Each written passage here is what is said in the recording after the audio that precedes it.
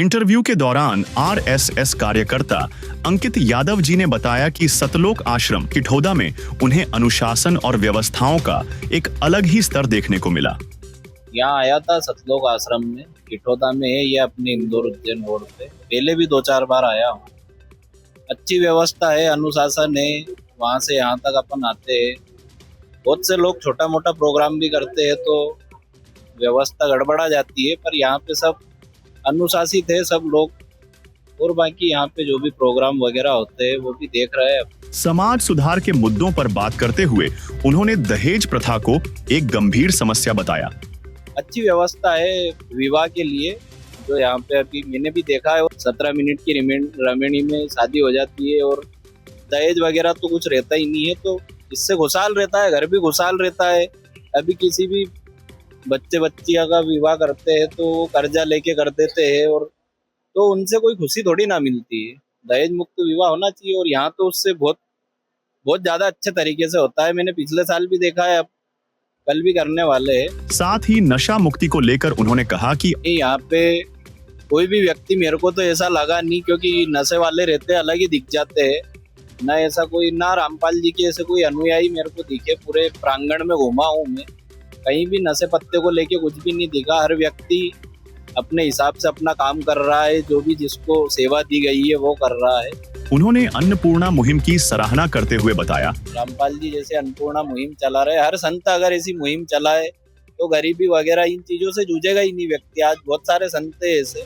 इंदौर के पास स्थित गांवों से लेकर दिल्ली जैसे बड़े शहरों तक इस मुहिम के माध्यम से जरूरतमंद लोगों की मदद की जा रही है। हालांकि कुछ लोग संत रामपाल जी महाराज को लेकर अलग अलग धारणाएं रखते हैं, लेकिन अंकित यादव जी का कहना है कि बिना समझे किसी भी निष्कर्ष पर पहुंचना सही नहीं है। व्यक्ति अब यहाँ पे इतने अनुयायी है, ये सब भी तो जुड़े होंगे, इनका भी तो कुछ होगा।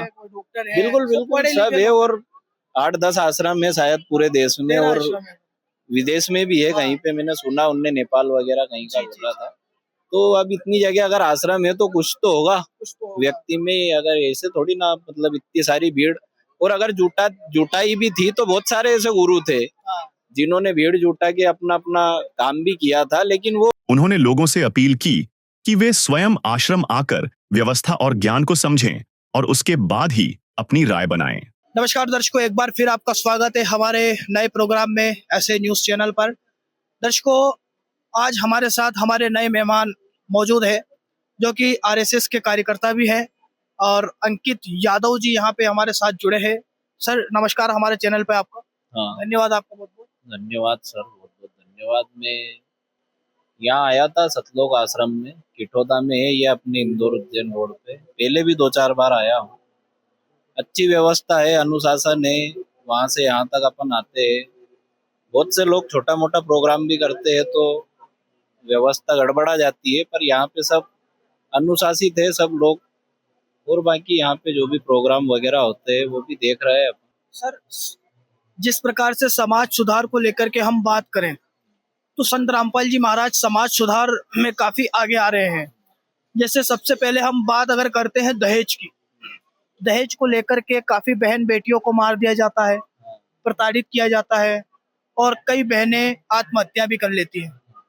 सर, आज संत रामपाल जी महाराज की अगर हम बात करें तो उनके अनुयायी किसी प्रकार का कोई दहेज नहीं लेते और एक जोड़ी कपड़े में दुल्हन को विदा कर देते हैं।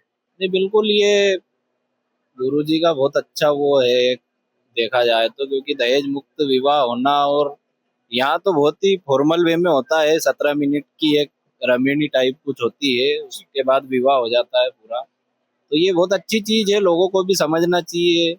हमारे मुख्यमंत्री जी ने भी अभी एक सामूहिक विवाह सम्मेलन में शादी करके इस चीज का संदेश दिया है। उससे भी आगे बढ़ के और उससे कहीं अच्छा यहाँ पे होता है। 17 मिनट की रमणी होती है और उसमें विवाह हो जाता है, और होना भी ऐसा ही चाहिए। आजकल लोग बाग विवाह में बहुत खर्च कर देते हैं, उतना करना नहीं चाहिए। सर, नशे को लेकर के यदि हम बात करें तो आज का युवा नशे में दुष्ट है। हर कोई मतलब 100 घर में से आपको मतलब 70-75 घर ऐसे मिल जाएंगे जहाँ पे नशे से ग्रसित है लोग। नशा मुक्ति केंद्र भी गवर्नमेंट द्वारा खोले जाते हैं, तो फिर भी लोग नशा नहीं छोड़ पा रहे हैं। सरकार भी इसमें काफी अच्छा प्रयास कर रही है। हाँ, लेकिन संत रामपाल जी महाराज के जो अनुयायी हैं वो दीक्षा लेते हैं, उस दीक्षा लेने के बाद से ही नशा छोड़ देते हैं। आज आप यहाँ पे भंडारे में आए हो, यहाँ पे आप सब कुछ आपने देखा है, कहीं आपको धूम्रपान करता हुआ कोई दिखा?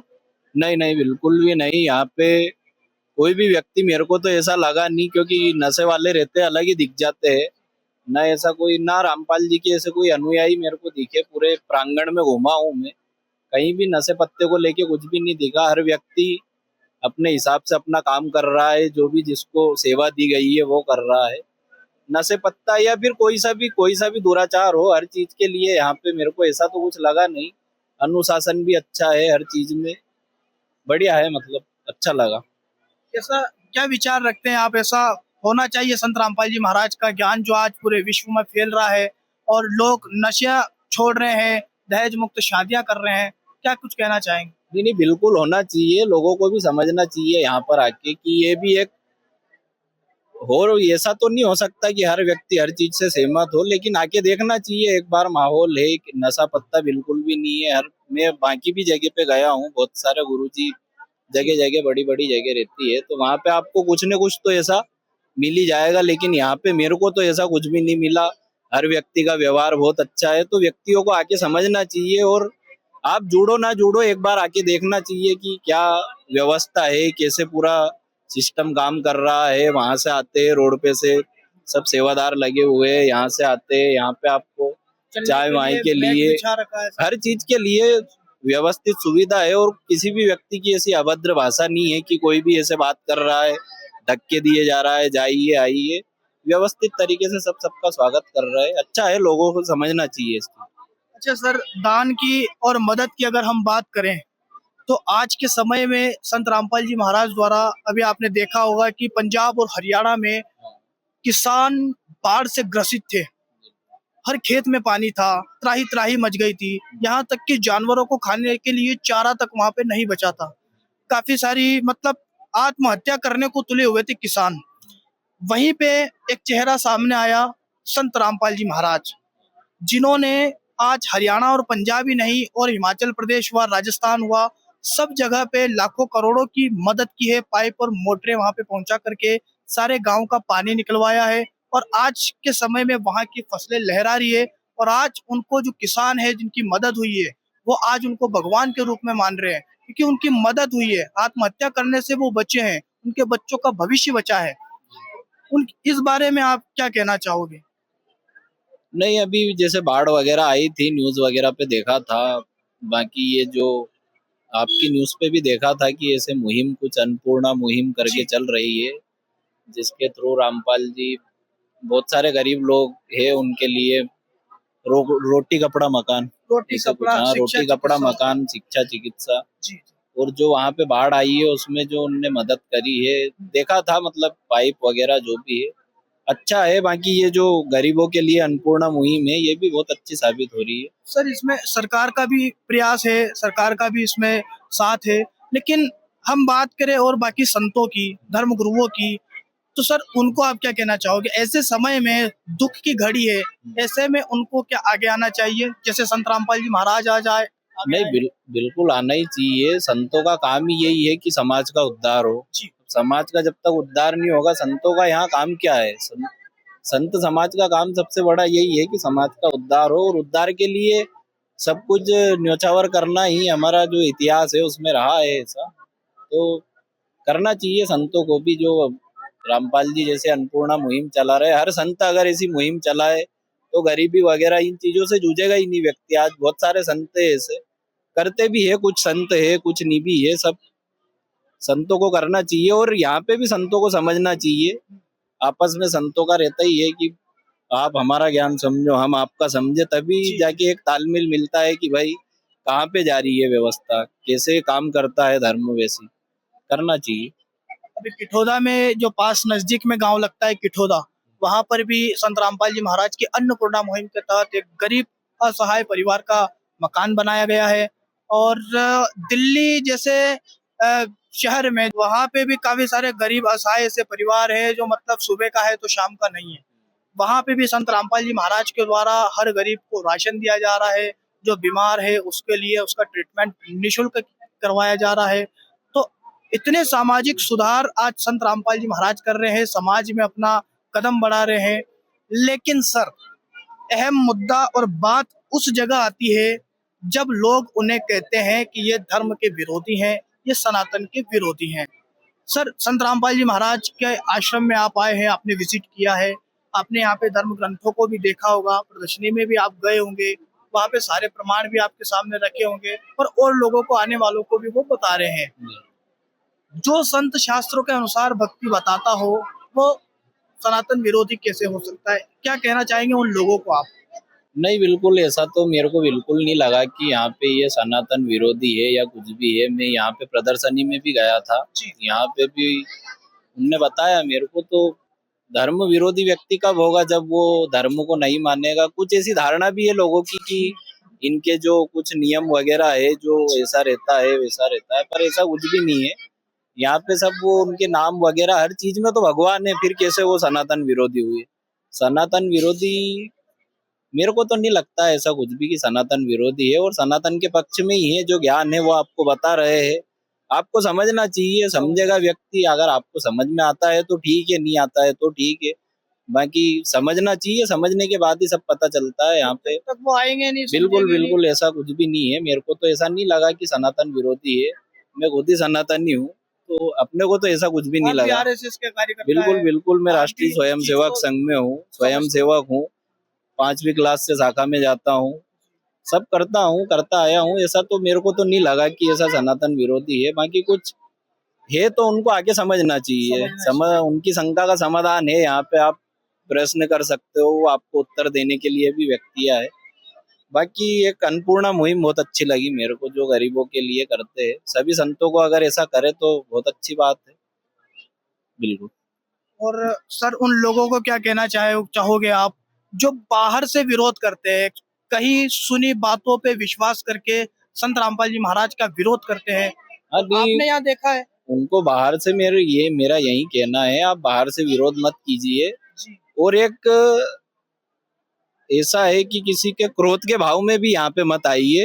ठंडे दिमाग से आइए, हर चीज को ठंडे वातावरण में समझिए। एकदम से आप भड़क के आएंगे या कुछ दिमाग में लेके आएंगे तो वो चीज गलत रहेगी। आपको समझना पड़ेगा। आपकी जो भी समस्या है सामने वाले से आप पूछिए, वो आपको आपका उत्तर देगा। ठंडे दिमाग से आप समझोगे तो हर शंका का समाधान है। बातों से ही समाधान निकला जाता है हर चीजों का। लड़ाई झगड़े तो कुछ होते नहीं है। तो इसे समझना चाहिए लोगों को, ऐसा कुछ भी नहीं है। हर व्यक्ति, अब यहाँ पे इतने अनुयायी है, ये सब भी तो जुड़े होंगे, इनका भी तो कुछ होगा।